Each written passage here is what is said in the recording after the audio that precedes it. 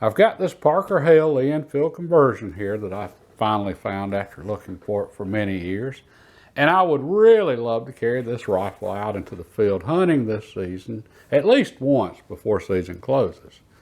So I've got to get it set up, scope zeroed, all of that good stuff.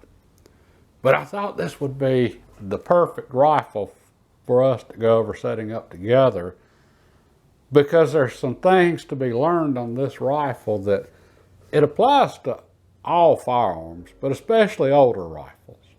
So for any of you that have an older rifle that you're wanting to carry out into the field hunting and so forth, I think you're going to enjoy this one. I have this new to me old rifle here, really old rifle. It was probably converted in the 60s, but the action and barrel is much older than that. And I don't know anything about this rifle. I don't know when the last time it was fired. I don't know how it functioned mechanically. I don't know what somebody may have done to it over the years. I have no idea. So the very first thing I need to do is change my mindset about this rifle. And normally, us hunters or people that just love rifles, we look at a rifle, and especially a nice one, and what we're thinking, fine shooting instrument, fine hunting implement. We're wondering right off, how accurate is that rifle? Or how accurate can I make that rifle?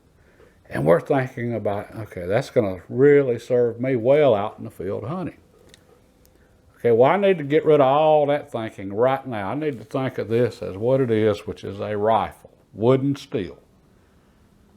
And we're going to go over this rifle, approaching it from that standpoint. And I think it's going to be interesting to see what we learn, really going over this from that perspective. So let's make this as simple as we can. There's no use in complicating stuff if we don't need to. Okay, what's happening here when we fire a rifle? We pull the trigger, trigger releases the sear, sear releases the firing pin and the bolt, firing pin strikes the primer and the cartridge, primer ignites the powder charge in the cartridge, it expands rapidly, gas and so forth, and then the bullet is propelled down the bore onto the target, and it's under extremely high pressure as it's doing so. That's basically what happens when we fire a rifle. So we know the barrel and the chamber are under extremely high pressure. Okay, so the very first thing we want to do is inspect the barrel really well and make sure we don't see anything there that would make us think there's some kind of structural problem with the steel in the barrel. We don't want to see any cracks, and we don't want to see any bulges, and we don't want to see anything that doesn't look right. We don't want to see any deep pitting, anything that could make the steel structurally weaker than it should be. Okay, and everything looks really good on this barrel, but that's just on the top side. We have no idea what's underneath, so let me pull this fore end off real quick.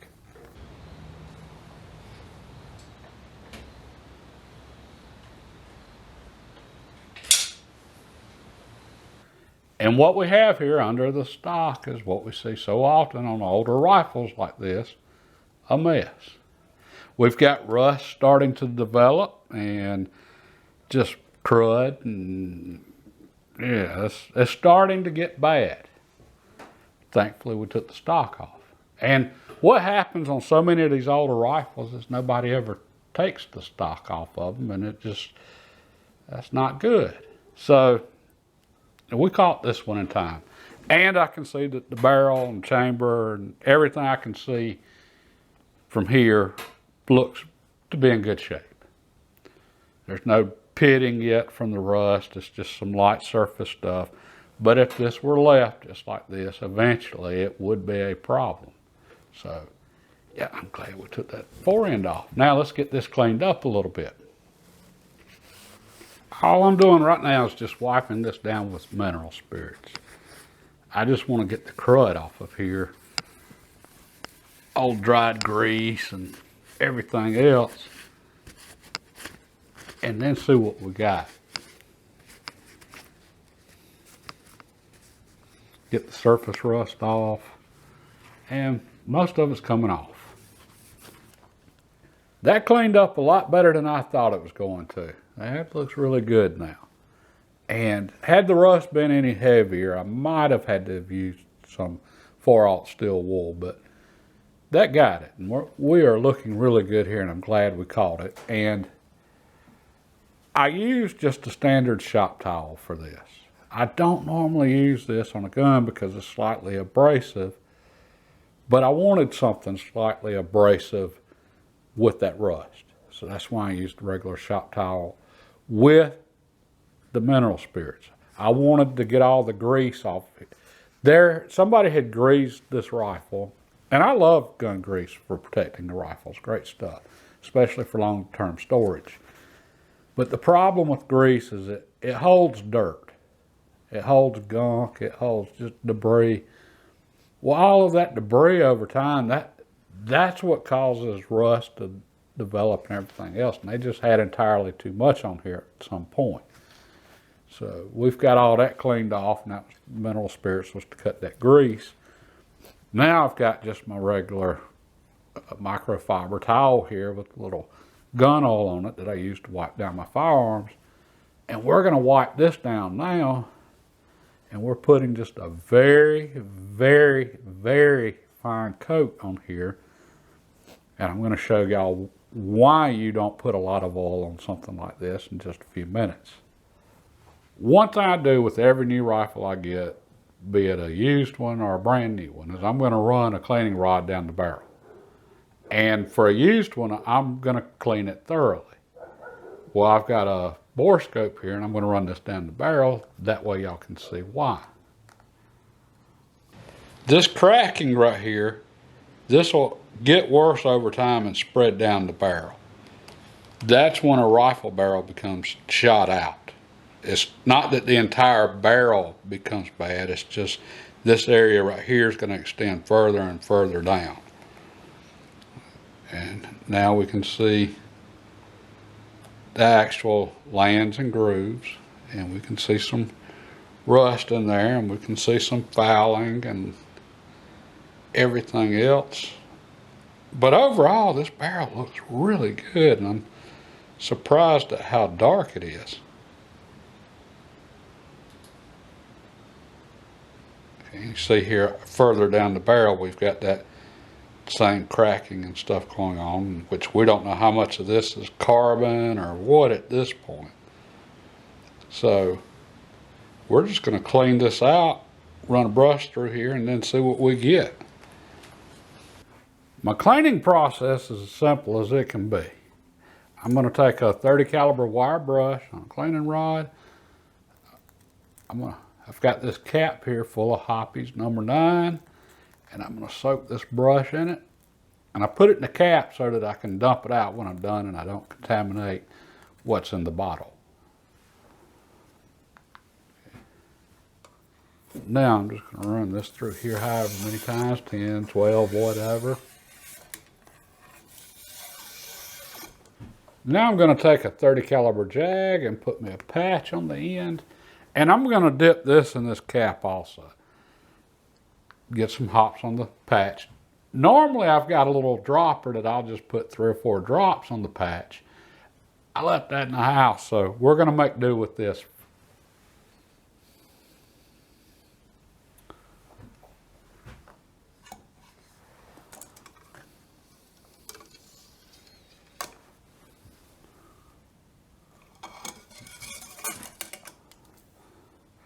Okay, that was pretty filthy.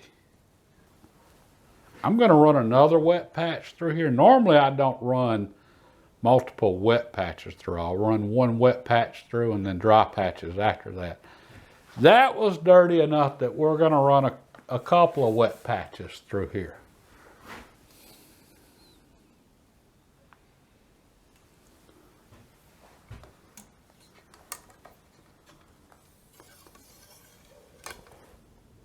Now I'm just running dry patches through here until they come out clean, and we're almost there with this one.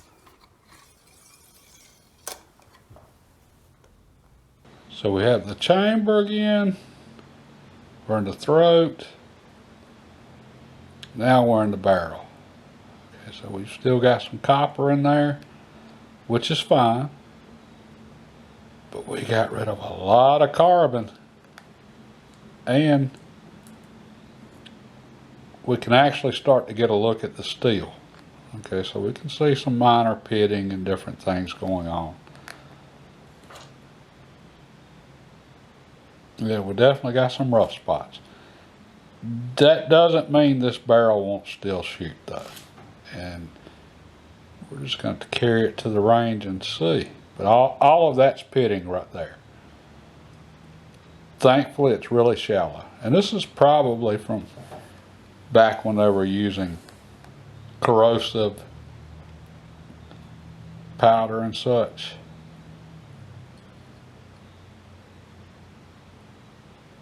Yeah, we're still pretty rough in there. Probably going to clean this one again. We might shoot it as is and just see what we get. And then do another thorough cleaning on it.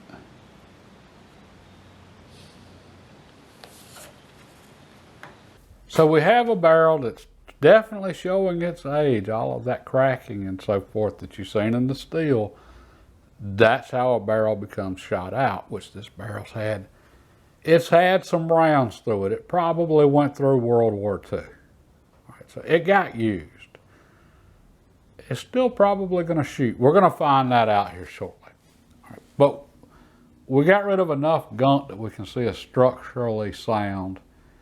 And by cleaning it out, we removed as much debris as we could. And this is probably going to get another cleaning after we do some shooting just to really clean it out. We'll have to try a few things and see. All right. But we know it's safe, and that's the main thing. That's what we're after here to start with. Okay, now continuing on with this as a rifle. Okay, so we got tremendous pressure in the chamber and the barrel. Well, the bolt locks up on one end and stops up the barrel. So it's got a tremendous amount of pressure on it also. So we want to inspect this bolt really well. And this being a Lee Enfield, it locks in the rear instead of the front locking lugs like a traditional Mauser type action. So for this one, we want to inspect these surfaces real well. We want to make sure there's no cracks going on, no surface deformation or anything like that. We want to make sure that the steel is structurally sound, at least visually, just from inspecting it. And this one looks to be pretty good. We also want to really look at this bolt face. And it looks to be good. The extractor appears to be fine. So it's a good sign. This is a barrel in action from a 1903 A3 that I have, that little project I've been working on that I got sidetracked by deer season. Okay, we've got a recoil lug here. And this recoil lug, what it does is it transfers the energy from the recoil, from the action to the stock. Right. So that recoil lug's what stops all this from just continuing to fly backwards, which would be bad. Okay. And then there's a recess inside the stock here where the recoil lug fits. So energy is transferred from that recoil lug to this recess, and then down both sides of the wood, through the pistol grip, and then to the butt of the rifle, and eventually to you. These are famous for splitting right where the tang on the action fits into the stock. Okay, well, almost what happens there, almost always, the wood gives loose, it breaks free where the recess is for the recoil lug. And what happens is this action ends up coming further back, and then the action screw and the tang here itself, they act like a wedge on the stock, and they split it. Okay, well, that's not good. And then With a two-piece stock, now it's different. Okay, we've got old Winchester Model 94 here. And we have a two-piece stock. More similar to this Parker Hale Lee Enfield conversion. Okay, and if you look, we have a tang on it also. And where do most Winchesters fail when the stocks crack? Right here, the exact same thing. The difference is, on a Winchester, the action actually contacts the stock, the wood, right here. And then the energy is transferred down both sides and then to the butt. What happens, this wood here gives way, and then the tang again acts just like a wedge and it splits them. Well, the reason the wood gives way in all those spots is because of oil from oil in the rifle and wiping down the metal. It soaks into the wood and oil will destroy wood. So that's something we want to be very careful with. And if we look at this forend, we can see some soft spots in here, some dark spots where oil is starting to soak the wood. All right. It's not bad, fortunately, but okay, that's something to be aware of. Okay. Now, with this Enfield though, I said it's not transferring energy to the forend. So where is it transferring energy to? If there's no recoil lug, well, it's doing just like that Winchester. It's transferring all the energy from the recoil directly into the buttstock here. All right. We got a problem. I don't know if y'all can see this, but the buttstock's loose. Okay, we don't have to worry about the tang. There's no tang here like on that Winchester, or like so many of your old shotguns. But we do not want a loose connection where this buttstock is joined to the action. We don't want a loose connection where all of that energy is being transferred to. All right. I could probably carry this to the range and I could shoot it, and I doubt seriously there'd be any serious failure. But inevitably, this is going to crack at some point. And I don't want to split the stock on my rifle that I waited so long to get. So I want to make sure that this is a very tight and secure connection. And I'm also just going to pull this off so that I can make sure the wood in here is stable and it's in good condition. It probably is. And this has a screw going through it that holds this in place. I could probably just tighten up that screw and be good. But I want to visually verify that it's in good shape and make sure. So let me get this off real quick.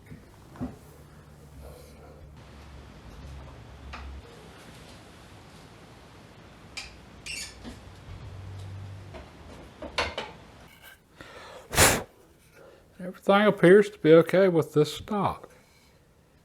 It's just a little loose like I thought, but the wood is structurally sound, so that's a good thing. And I can go ahead and get this cleaned out.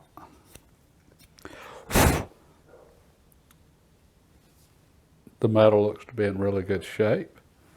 So yes, we're okay here. I just need to tighten it up.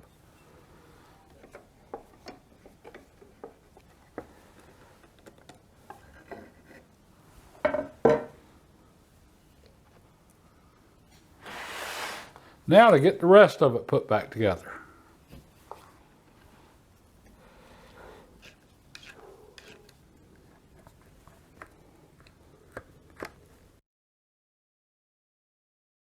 And that's when the camera battery died. And it was getting past my bedtime. So I went ahead and just finished putting this forend back on. And I mounted the scope that came with this rifle. Unfortunately, when I was mounting the scope, I quickly realized they had the wrong rings on here. Yeah, that's not good. But functionally, the rifle, this old rifle here, is ready to go back out into the field. If need be, I could take the scope off and just use the iron sights. So the things we're going to start focusing on now are accuracy issues. the bore in this rifle. It's rough. This rifle might still shoot really good. We won't know that till we try it.